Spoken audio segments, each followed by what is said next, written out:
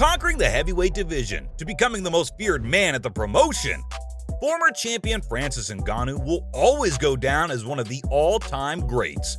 But despite his remarkable resume, UFC President Dana White has permanently shut the doors on the Predator. Ngannou extended his reign over the division back at UFC 270, when he dominated Frenchman Cyril Gane to hold the heavyweight title. And even though most fight fans think that's when things started to go sideways, Dana claims the UFC had been negotiating with the Cameroonian for years. They offered him contract after contract, but Francis just wouldn't budge. And honestly speaking, the former champ wasn't even asking for anything absurd. He just wanted the basics. Along with allowing fighters to have private sponsors, Ngannou demanded healthcare and an advocate on the board. And if Dana wasn't willing to offer the basics, I think the 35-year-old made the right move when he decided to part ways with the promotion. Plus, it's a bit disrespectful that White kept thinking he could solve every problem using money. Francis made it clear on multiple occasions that it isn't even about the wads of cash anymore. It's about having the freedom to make his own choices. And under a UFC contract, the Cameroonian is nothing but an employee. Big-time executives get to decide everything about his career, who they fight, when he fights them, what colored trunks he wears while fighting, everything. Ngannou wasn't up for all that. He proved his worth repeatedly, and at the end of the day, all he wanted was respect and the liberty to make his own decisions. White, on the other hand, claims it's officially over. Francis had his chances, and despite all the noise about him returning to the octagon, it's done. Fight fans will never see Ngannou fight under the UFC banner again. But what's this extraordinary contract Dana keeps talking about? I seriously think the UFC boss imagines himself as the Godfather. The way he talked about the contract made me feel like he just made an offer no one could ever refuse. And to be fair, it would have been difficult for a lot of fighters to give up such a lucrative offer. White claims the UFC offered Francis a massive contract worth $8 million, making him the highest paid heavyweight in the promotion's history. But like I said before, the fact that Ngannou has been fighting at the topmost level for years now means he probably managed to fill up the bank quite well.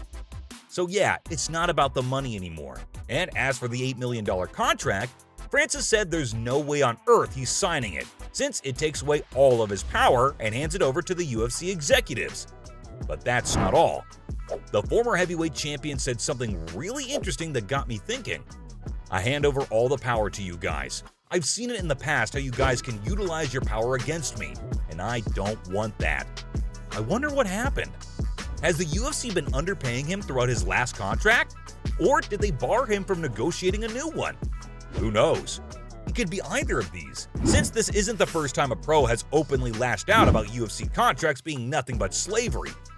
But I can't help but wonder, could this have something to do with the potential fight against boxing champion Tyson Fury? If you ask me, I think the real issue began when Ngannou started pushing for a fight against Fury.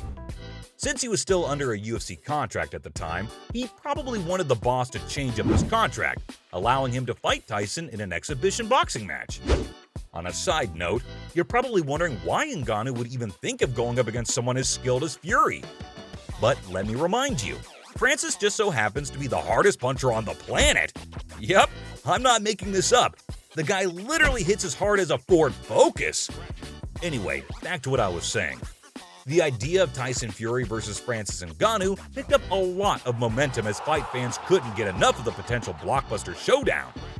And I'm not so sure about the contract, but I do know Francis asked the boss to co-promote his fight against Fury.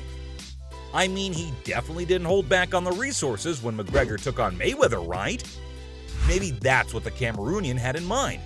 He probably expected the boss to put up some money so he could go through with this matchup. But Dana wasn't buying it at all. He had absolutely no interest in the fight and immediately shut down the idea of a potential boxing MMA crossover in the future.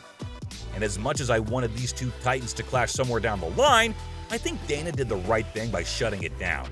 Because if he didn't, every fighter at the promotion would want to do it. Just think about it. Take a UFC contract and compare it to a boxing payout. If you thought an $8 million contract was lucrative, wait until you hear this. Remember when Fury fought Deontay Wilder in 2021? Well, he made $27 million in one night. And in that whole year, the Gypsy King made a jaw-dropping $54 million. As a UFC fighter, that sort of money is rare. I mean, not even Conor McGregor, who happens to be the biggest MMA star in the world, makes that sort of money from fighting alone. But what's the point of telling you all this? Well, if you let Ngannou do it, what would have stopped all the other fighters from coming to him for the same package? Plus, White has made it clear on multiple occasions that he hates boxing because there's too much money involved. Or in other words, it's too commercial.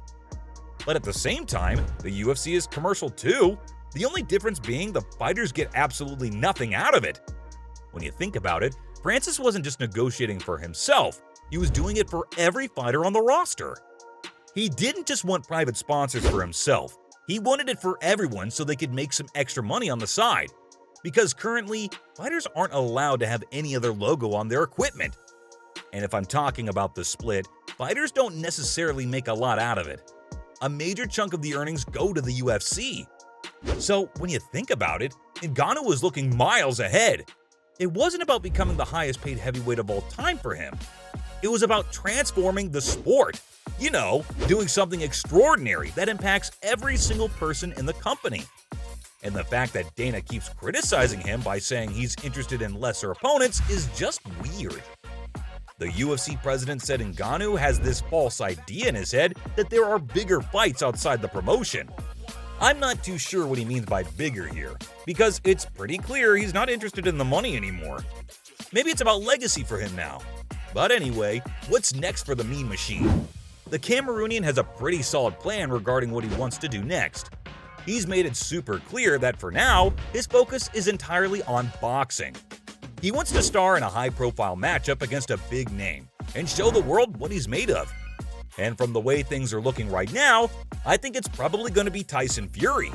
Oh, and want to know something else about this potential matchup?